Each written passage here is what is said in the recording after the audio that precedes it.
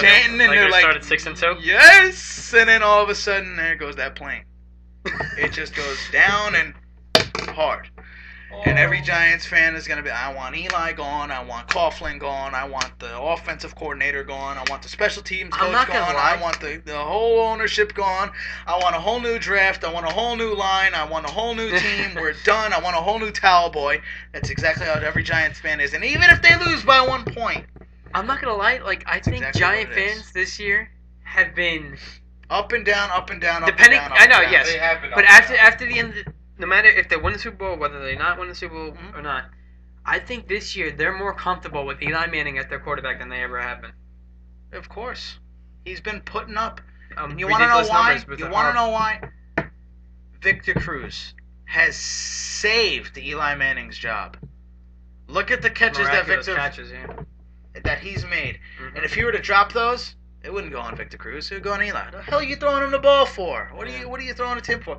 But I say it's going to be... Plus all those third down conversions by him. I say it's going to be New England versus San Fran in the Super Bowl. And that's exactly how it is. It's going to be San Fran versus New England. I think New England is just going to be too much for Baltimore to contain. And I think San Fran is just going to come out with... I think San Fran's going to come out with an early lead. Giants going to come back.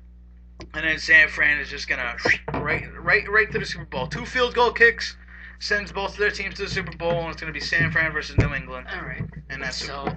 My reason why I'm picking San Fran is pretty much this: the Giants are very, very I want to say sometimes overrated, but sometimes underrated. Because like right now, underrated. Of course.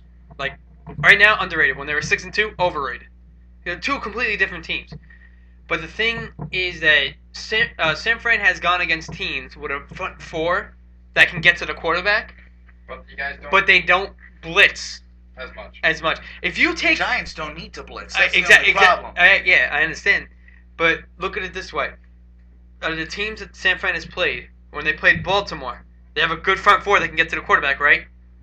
They play a 3-4. Okay, so they got a good front 3 that can cause pressure a little bit. Of course, when you have a 300-pound Nada in there. And then a blitz comes and gets them. Oh yeah, of course. Okay, you have the Saints who just blitz. Yeah. They don't even care. They just blitz. They don't even care, and they stop them because that's their game plan.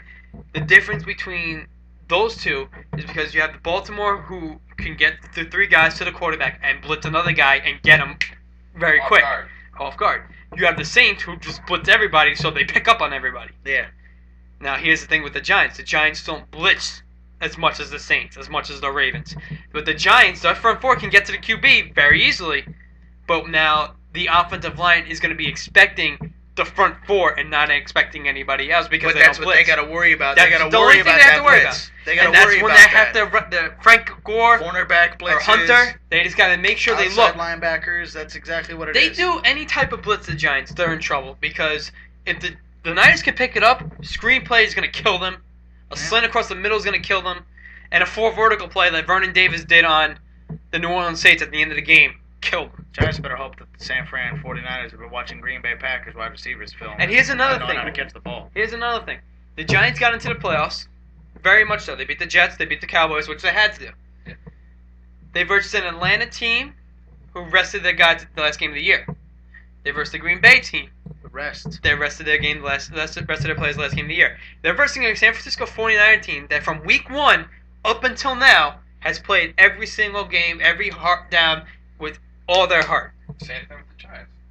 But what I'm saying is that with the Giants, yes, they had to. Yeah. They pretty much had to. The Niners had the division wrapped up in week 3. You know a team that did that before, that played every single person? Green Bay last year? Every single thing, every single player, not even sitting. No. It was a first-second team.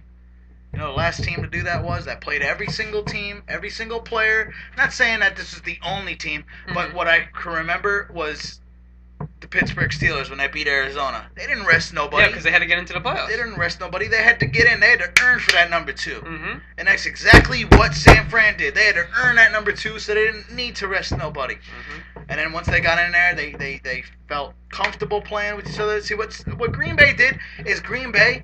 They sat back. What they did wrong is they let Detroit in.